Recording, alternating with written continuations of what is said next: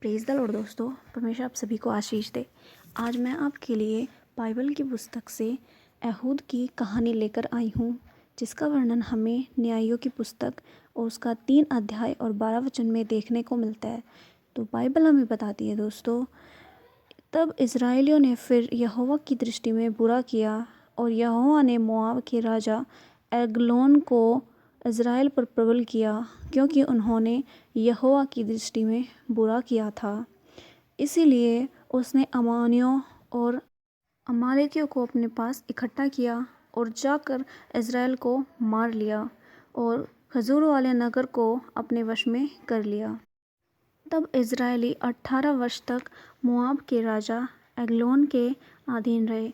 मेरे बड़े भाई बहनों, जब इज़राइली परमेश्वर की दृष्टि में बुरा करते थे, परमेश्वर को छोड़ बुरे काम करते थे, बुरी चाल चलने लग गए थे, मूर्तियों में अपना ईश्वर ढूंढने लग गए थे, तब परमेश्वर ने उनको दूसरे देश के अधीन कर दिया। तो आइए हम देखते हैं आगे बाइबल हमें क्या बताती है।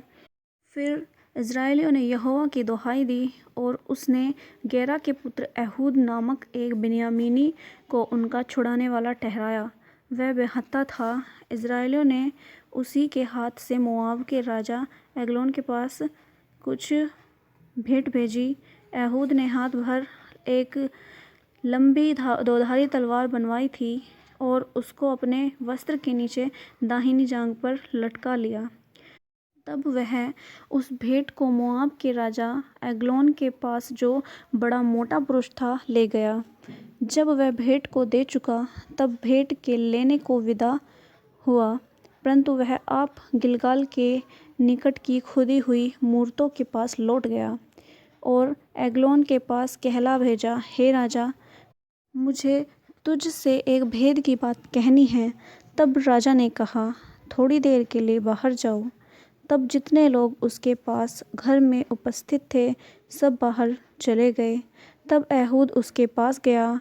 वह तो अपनी एक हवादार अटारी में अकेला बैठा था। एहूद ने कहा, परमेश्वर की ओर से मुझे तुझ से एक बात कहनी है। तब वह गद्दी पे से उतर खड़ा हुआ।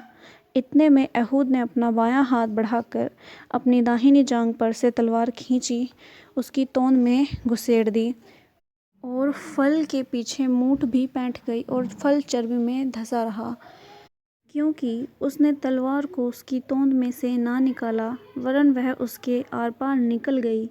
तब एहूद छज्जे से निकलकर बाहर गया और अटारी के किवाड़ खींचकर उसको बंद करके ताला लगा दिया।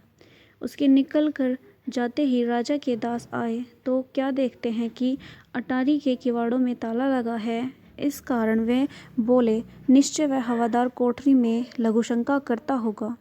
वे बाट जोहते जोहते थक गए।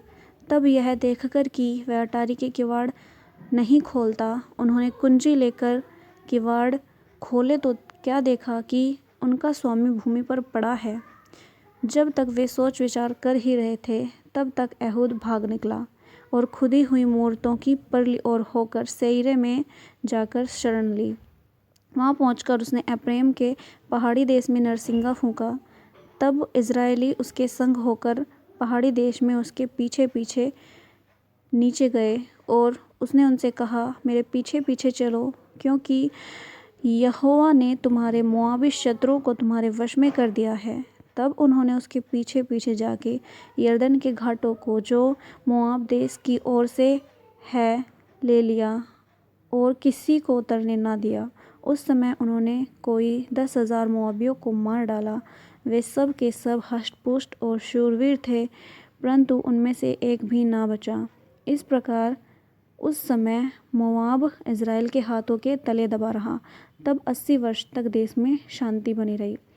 मेरे प्रिय भाई बहनों, जब इज़राइलियों ने परमेश्वर की दृष्टि में पाप किया और परमेश्वर ने उनको बंधुआई में डाल दिया, लेकिन परमेश्वर फिर भी प्यार करने वाला परमेश्वर है। वो हमारे अपराधों को, गुनाहों को क्षमा करने वाला परमेश्वर है।